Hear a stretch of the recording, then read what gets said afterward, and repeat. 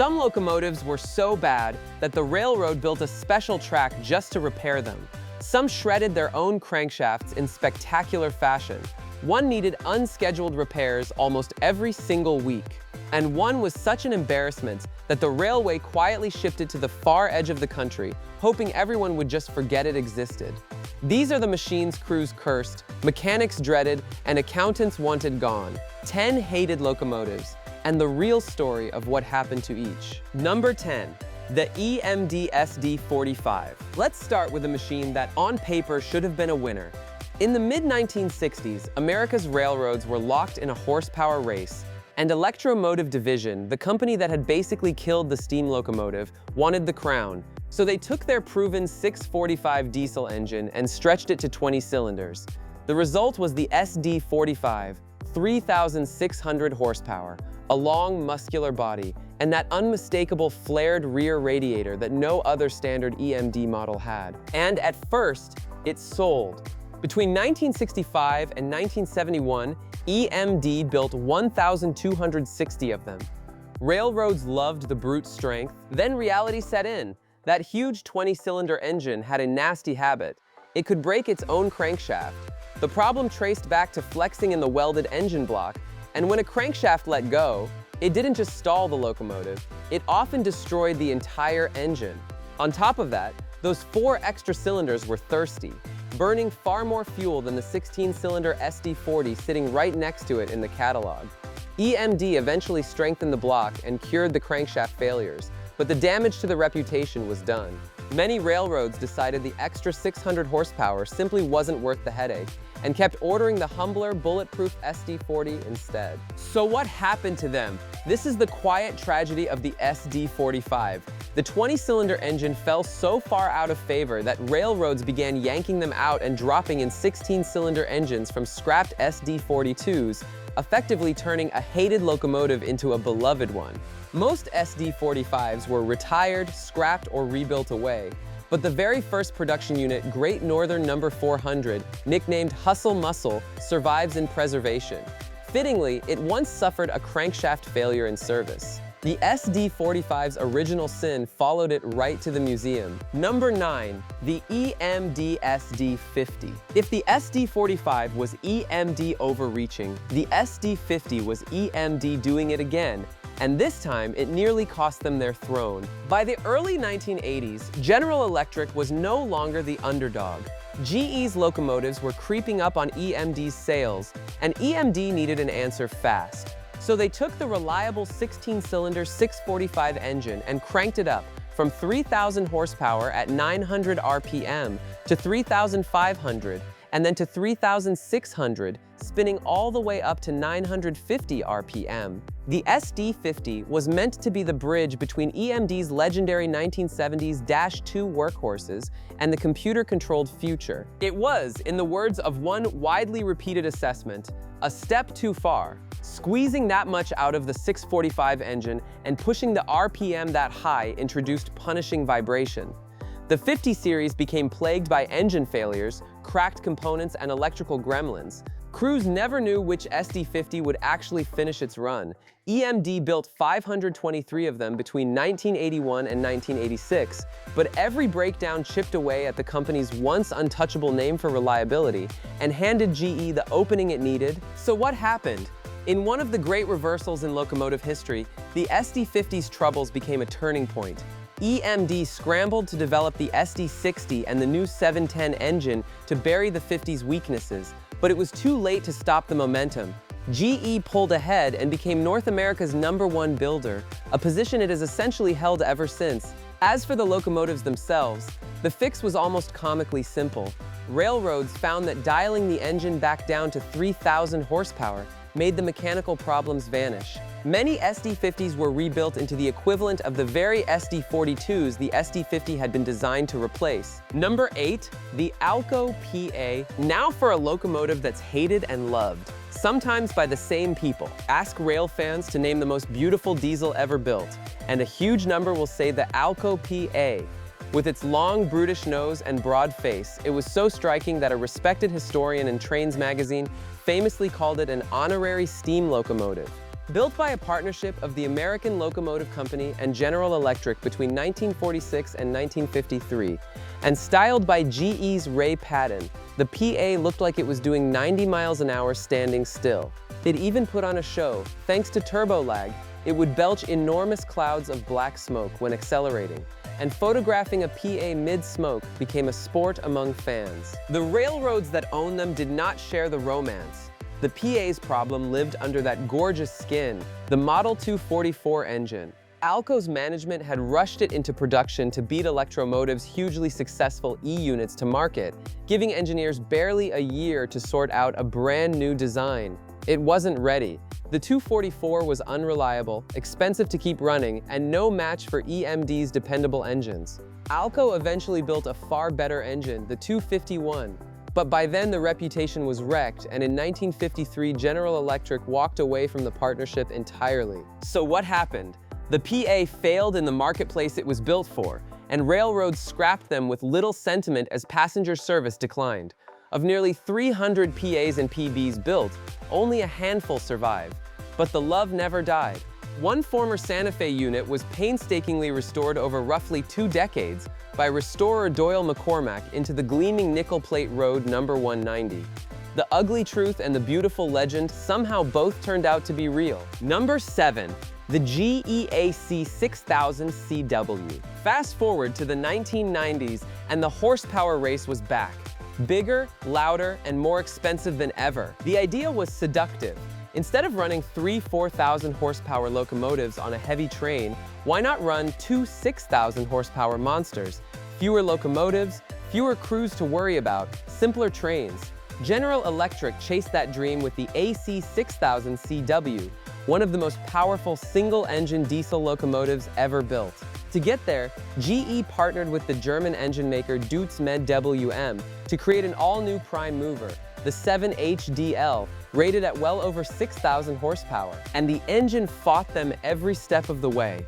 The block walls were too thin, which let severe vibration take hold, and that vibration cascaded into failures of the turbochargers and other components. The reliability problems were so stubborn that GE's biggest customer, Union Pacific, couldn't wait for the fixes, so GE delivered 106 of them as convertibles, fitted with the older, proven 4,400 horsepower engine and a promise to upgrade later. That upgrade never happened. There was also a deeper flaw in the whole concept. A single giant locomotive sounds efficient until it breaks down, and then the entire train is stranded because there's no second unit to limp home on.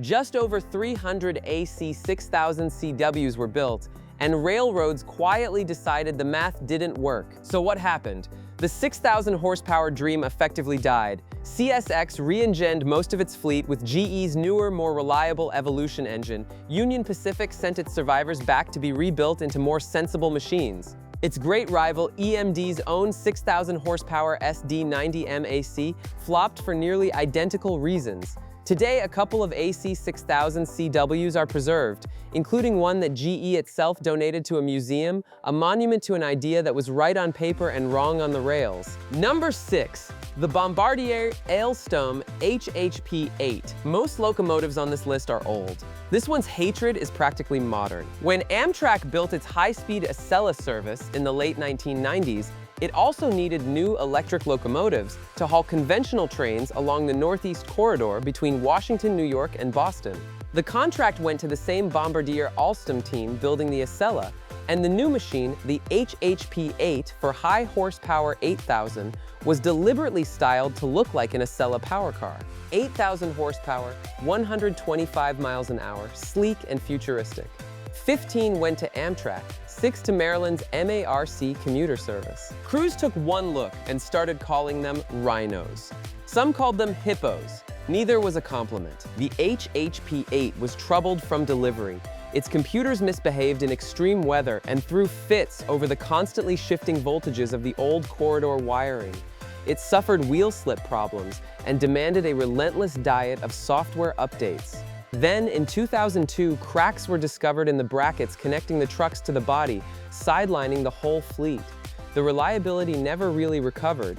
By 2010, the units were reportedly needing unscheduled maintenance roughly once a week. With only 15 locomotives in the class, the cost of keeping each one running was brutal. So what happened? Amtrak gave up. It ordered a fleet of clean, standardized Siemens ACS64 locomotives, and by 2015, after only about 15 years, a blink of an eye for an electric locomotive, every single Amtrak HHP-8 was retired and parked in storage. The story got messier from there. The company that financed them later sued Amtrak, accusing it of stripping the dead locomotives for parts. MARC, meanwhile, made the opposite call, refurbishing its 6 and keeping them running, proof that with enough money and patience, even a hated machine can be redeemed. Number 5, the British Rail Class 17 Clayton. Now we cross the Atlantic to a locomotive so bad that Britain genuinely tried to pretend it never happened. In the 1950s, British Railways was racing to dump steam under its modernization plan, and it wanted a small, low-powered diesel where the driver could see clearly in both directions. The answer was the Class 17, built by the Clayton Equipment Company. To get a low body the driver could see over, the design used a central cab flanked by 2 small, low engines, a pair of horizontal Paxman units originally meant for rail cars. British Railways was so confident, it ordered 117 of them straight off the drawing board, before a single prototype had proven itself. That confidence was a disaster. The twin Paxman engines were dismally unreliable, plagued by camshaft and cylinder head trouble, and cracked crankcases, and even after extensive modifications, availability hovered around 50 to 60%. Put plainly, on any given day, you could expect roughly half the fleet to be sitting broken. By comparison, the simple single-engine Class 20 that BR could have bought instead managed around 90%. Some Class 17s were so hopeless they went straight from the factory into storage. To add insult to injury, those long, low noses didn't even deliver the promised visibility. Drivers couldn't see the track right in front of them. So what happened?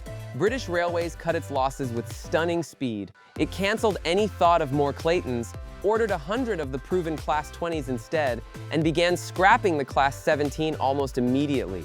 Withdrawals started in 1968, and the entire class was gone by 1971.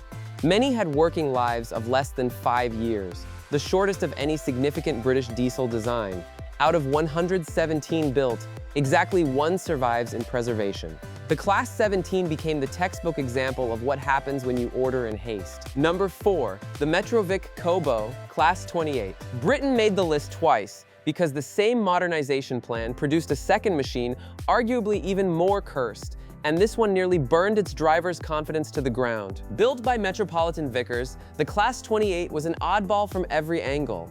It had a wheel arrangement found nowhere else in British practice, a 6-wheel bogie at one end and a 4-wheel bogie at the other, Co-Bo. And under the hood sat its fatal flaw, a Crossley 2-stroke engine. British Railways wanted to test a 2-stroke against the usual 4 strokes, but the engine it could actually afford came from Crossley, a firm whose engines already had a rough reputation. Only 20 were built, and they were sent to work in pairs on the prestigious overnight Condor Express freight between London and Glasgow. They were a nightmare from the very first day. The Crossley engines failed constantly. They were deafeningly loud and threw out clouds of foul exhaust. And in one detail that has become legend among British enthusiasts, the curved cab windows had a tendency to fall out while the locomotive was moving. The reliability was so poor that the entire class, all 20, had to be shipped back to the manufacturer in 1961 for major remedial work, including fitting flat windows that would stay put. So what happened? The fixes never fixed the engine. British Railways considered re-engineering them. The electrical gear was actually fine, but with traffic falling and the class being a non-standard orphan, it wasn't worth it. They were quietly exiled away from the main line to work humble local trains in Cumbria, then withdrawn between 1967 and 1969, after just 11 years. There's a strange epilogue though. One unit, D5705, survived almost by accident, dodging the scrapyard as a test train and heating unit, and lives on in preservation. And the class found unlikely immortality. It inspired the character Boko in the Thomas the Tank Engine stories. hated by a railway, beloved by children. Number 3, the Krauss-Maffei ML-4000. This one earns a special place because it's the locomotive the Hook promised you, the machine that got its own private repair track and its own imported mechanics. By the late 1950s, two American giants, the Southern Pacific and the Denver and Rio Grande Western, were tired of burning out the traction motors on their electric drive diesels in brutal mountain service, so they did something radical. They looked to Germany, to Krauss-Maffei, and bought diesel hydraulic locomotives, machines that sent power to the wheels through fluid transmissions instead of electricity. Each ML-4000 packed two Maybach V16 engines for around 4,000 horsepower, figures no American builder could match at the time. They stunned the US industry. Each railroad took 3 in 1961. Then the mountains went to work on them. The Rio Grande discovered a cruel design flaw. In long tunnels, the high-mounted air intake sucked in the hot, exhaust-fouled air from the locomotive ahead, cooking the engines. The units demanded enormous maintenance and simply weren't rugged enough for the punishment. The Rio Grande gave up almost immediately, selling its trio to the Southern Pacific in 1964. SP went all in anyway, ordering 15 more, and was rewarded with a fleet so high maintenance it set up a dedicated servicing track at its Roseville shops, staffed with German mechanics brought over from Krauss-Maffei. The SP found them unsuitable for the Sierra Nevada and banished them to flatter valley work. So what happened? American builders caught up. The moment EMD and others offered 3,000 plus horsepower from a single reliable engine, the entire reason for these exotic, troublesome imports evaporated. On February 13, 1968, the Southern Pacific officially ended its diesel hydraulic experiment, and by the end of that year, every ML-4000 was retired. Almost all were scrapped, but one, number 9010, survives. It's the last mainline diesel hydraulic locomotive in North America, lovingly restored by volunteers, a monument to the boldest railroad gamble that simply didn't pay off. Number 2, the GE U50C. Our number 2 came out of one railroad's obsession with bigness and burned for it, sometimes literally. In the late 1960s, the Union Pacific wanted monsters. It had the long, open spaces to use them and a standing belief that fewer, bigger locomotives beat a swarm of small ones. So General Electric built it the U50C, 5,000 horsepower, from two 12-cylinder engines, stuffed under one 79-foot body, riding on 6-wheel trucks recycled from UP's old gas turbine fleet. 40 were built between 1969 and 1971, numbered 5,000 to 5,039, twin-engined giants meant to thunder UP's hottest freights across the West. Then they started catching fire. To shave weight onto those reused trucks, GE wired the U50C with aluminum instead of copper, and the aluminum cabling overheated and burned. Electrical fires plagued the fleet. By 1974, a chunk of the roster was sidelined, and one 1975 high-voltage blaze was so bad it nearly finished the unit on the spot. The weight cracked the cast truck frames, the engines ran low on oil pressure, cooling water leaked, and the dynamic brakes melted their own grids. UP rewired one locomotive in copper to prove it could be fixed, but a full rebuild was deemed too expensive for a fleet this troubled. So what happened? They simply didn't last. When traffic dipped in the mid-1970s, UP parked them and they never came back. A few were briefly lent to Ford as stationary generators during a 1978 coal strike, a sad afterlife for a 5,000 horsepower brute. All 40 were retired by 1978 and scrapped in Kansas by 1979. The shortest road unit lives in Union Pacific history. Not one survives. Number 1, the Pennsylvania Railroad T1. And the most notorious, most controversial, most argued about locomotive of them all is also the most beautiful. And that's exactly what makes its story so haunting. The Pennsylvania Railroad's T1 was the railroad's last and grandest steam locomotive. A duplex, 2 sets of driving wheels under one rigid frame in a 4-4-4-4 arrangement. It was streamlined by the famous industrial designer Raymond Loewy into a knife-edged Art Deco rocket. 52 were built, 2 prototypes in 1942, 50 production engines in 1945 and 1946. They were powerful, they were fast, capable by many accounts of well over 100 miles an hour. They were the future of steam, and they were notorious for one terrifying habit, wheel slip. The T1 could spin its drivers savagely, not just when starting a heavy train, but at speed, and slipping at high speed could tear an engine apart. They were also complex, demanding, and expensive to keep running. To the crews who had spent their careers mastering the rugged, forgiving old K4 by brute force, the T1 felt like a temperamental thoroughbred that punished the slightest heavy hand on the throttle. In 1948, the Pennsylvania made its decision. It would dieselize all its express passenger trains. The magnificent T1, barely 3 years into mass service, was effectively condemned. So what happened? And here's the twist that keeps railroad historians up at night. Every single T1 was scrapped. Not one survived. They were swept aside by the diesel so completely that this celebrated machine vanished from the earth. But decades later, a 2008 study by the Pennsylvania Railroad's own historical society argued something startling. In other words, the most hated locomotive on this list may have been condemned for a crime it didn't fully commit. The story doesn't quite end there.